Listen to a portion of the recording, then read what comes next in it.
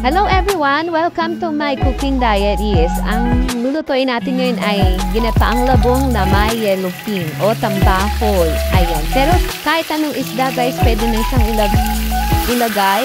Depende sa panglasa nyo. Pwede din ang seafood. O kaya kahit ano guys, kung anong bet nyo.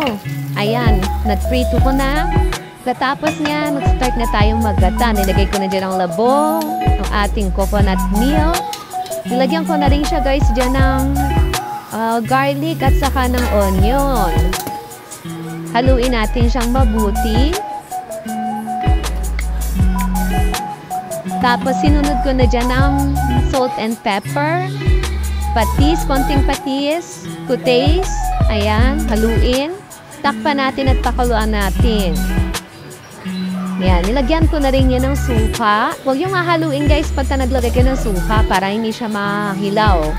Tapos nilagay ko na rin yung isda sa ibabaw. Ayan na siya guys. Depende na sa inyo kung gusto nyo ang hangan. Ayan. Thank you!